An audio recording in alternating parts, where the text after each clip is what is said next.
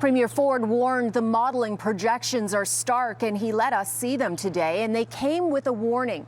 We could save thousands of lives if people stay home.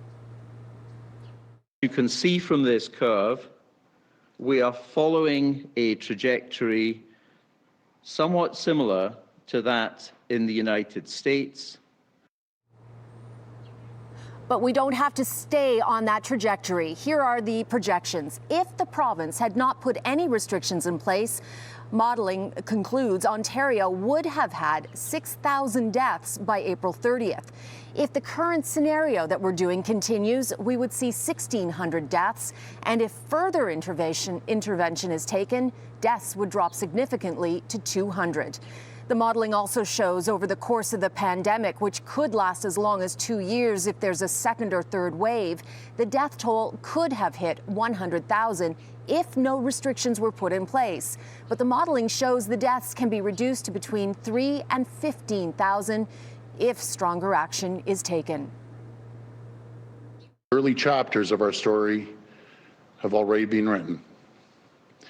And there's some things that are out of anyone's hands.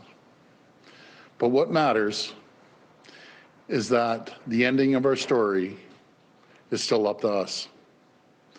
And if we work together, we can write the last chapter of our story. So today, the Premier said he is limiting the essential services list. It's now down to 44 from 74. Commercial and industrial construction will stop, except for hospital, transit, and residential that already has permits. And cannabis stores will also close, although online sales will continue. Now, I have to caution, these numbers are projections, which can vary widely depending on inconsistent gathering and backlogs in reporting and the number of testing done. Ontario, for example, has done half of the testing per population that Quebec has. But the key point that was repeated over and over, people have to stay home and there will be fewer deaths and the economy could get back on track sooner. We all want to try to avoid that. That's real extreme, and I think people are smart enough. And vast majority of the people are, like the vast majority, Cynthia, are listening.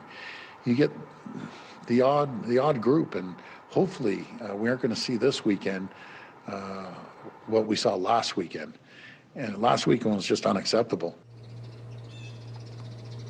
The modeling also shows ICU beds are in danger of being overwhelmed by next week, and 900 more beds are needed. The health minister says those plans are in place to accommodate. Every hospital in Ontario has been given permission to go ahead and add to their capacity in the way that they see as most appropriate. For some of them, it may mean renting space in hotels or motels. Some of them are using space in retirement homes, and some of them are actually creating field hospitals.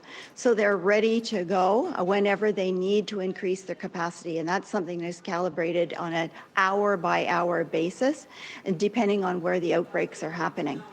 In terms of human resources, we have set up a website where people can volunteer to help. We've received over 10,000 applications already from people who are ready to staff these units. These may be nurses who may have retired who want to come back into service, medical students who are going to help us with the contact tracing. Now, Premier Doug Ford also said he was disappointed in U.S. President Donald Trump, who ordered 3M to stop sending badly needed medical equipment to Canada. And you're probably wondering just how long these restrictions will have to last, especially after hearing the pandemic could continue for up to 2 years. Well, the restrictions won't have to be in place that long.